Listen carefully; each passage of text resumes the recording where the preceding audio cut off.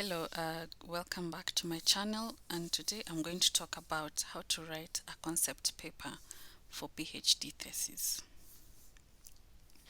So the first thing that prospective PhD students need to understand is the purpose of a concept paper or a concept note. And a concept paper is a shorter version of a research proposal, and it serves three main purposes during the PhD program. The first purpose is that it gives an idea of your research interest.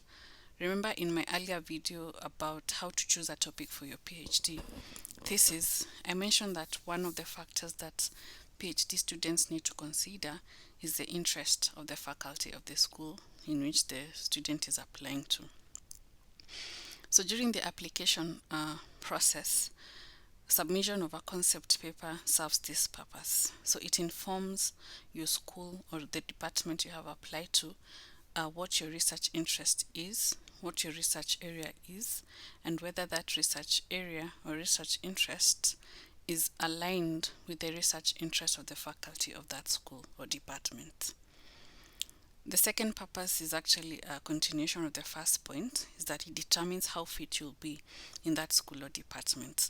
So if your research interest aligns with the research interest of the faculty of that school, then you'll definitely be fit in that department or school. Thirdly, and this is also related to the first 2 points, is that it enables the school or the department you have applied to provide you with adequate supervision as well as mentorship. And this can only happen if your research interest aligns with the research interest of that department. So, as I mentioned earlier, a concept paper is a shorter version of a research proposal, and it's actually the first step in the PhD research process. And as you can see in the figure below, the first step is to write the concept paper. Once the concept paper is accepted, then the second step will be to write the research proposal. And then once you have defended your research proposal and it has passed, then you're expected to write the PhD thesis. And the format of a concept paper is also similar to that of a research proposal. And the first component is the title of the proposed study.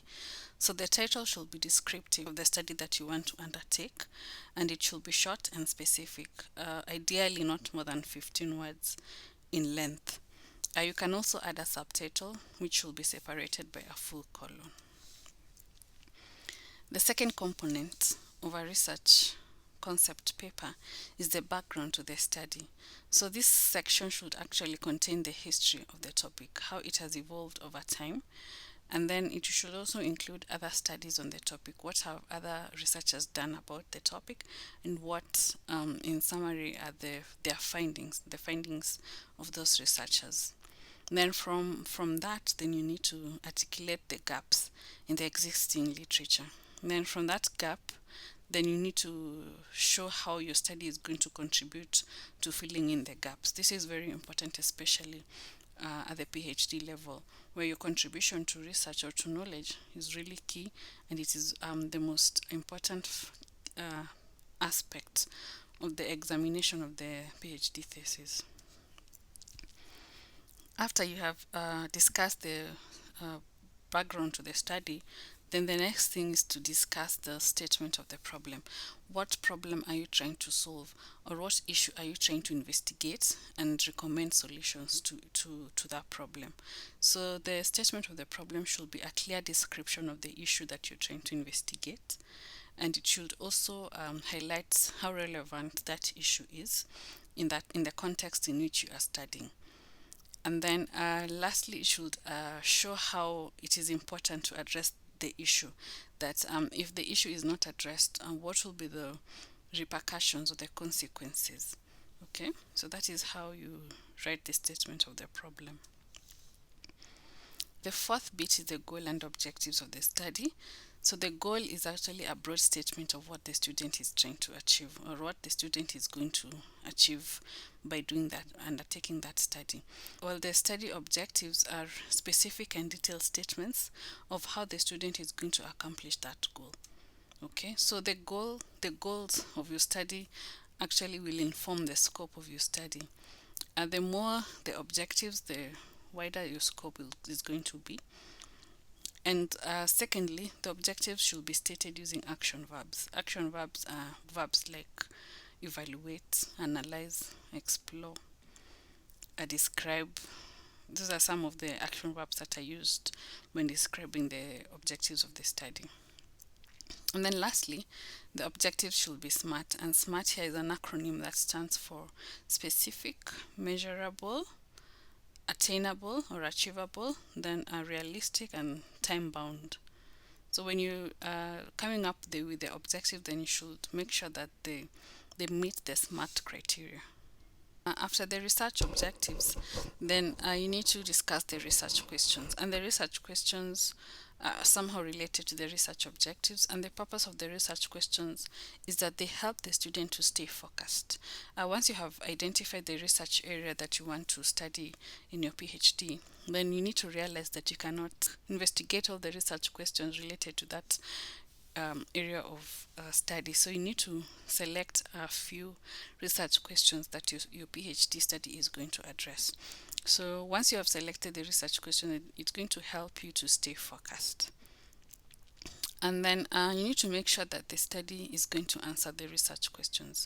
So it is one thing to state the research questions, and it is another thing to make sure that those questions are going to be addressed by the end of your PhD.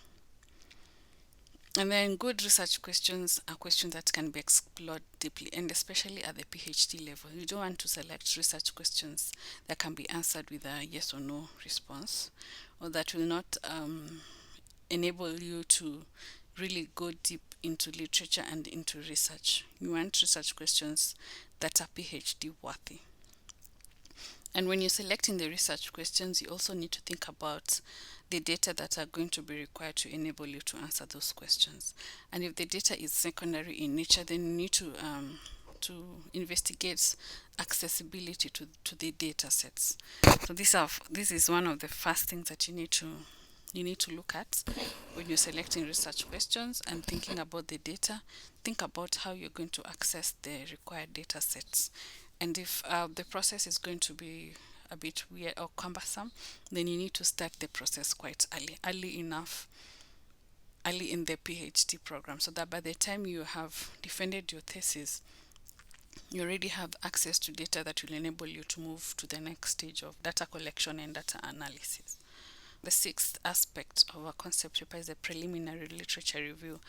At the concept paper stage, you're not expected really to do a wide literature review. Just do a preliminary literature review.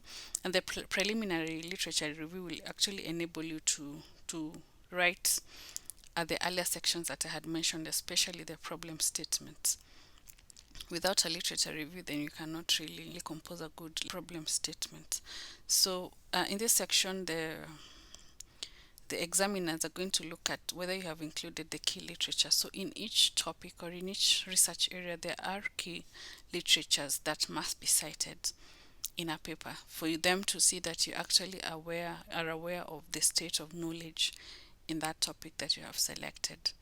And then secondly, you need to discuss what the preliminary literature says, what are their findings, and how do the different authors or different researchers relate when it comes to their findings? Do they agree? Are they in agreement, or are there areas of contention?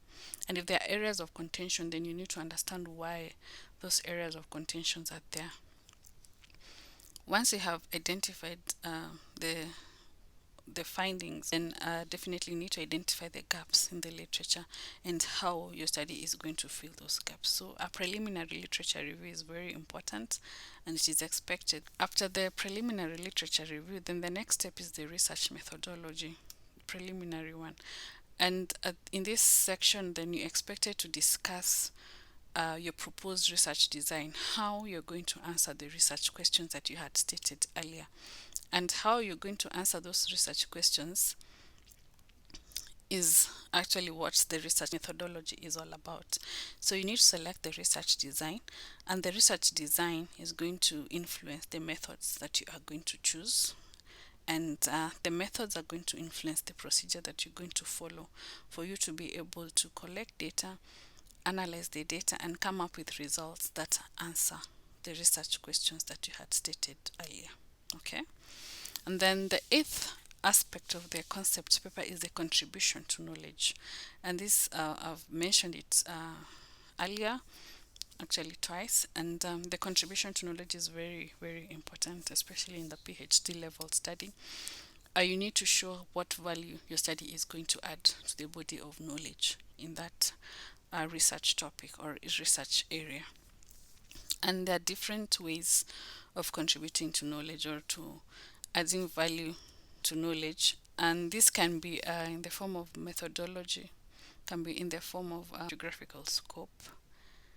Lastly is the references and bibliography. The people who are examining the concept paper want to see the list of the references that you have cited in the concept paper, as well as maybe additional references that are going to be important for your paper when you start writing the proposal. So the references list should be exhaustive as possible.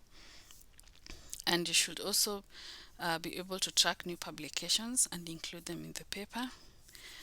And this references list actually shows how familiar you are with the experts in your field.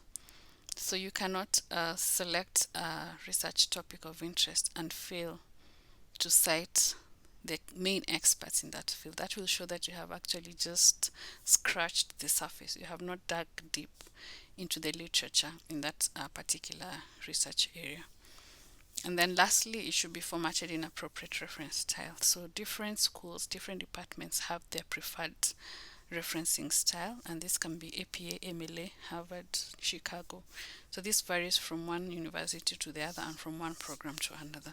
So it's upon the student to actually know which referencing style the program recommends and follow it to the letter.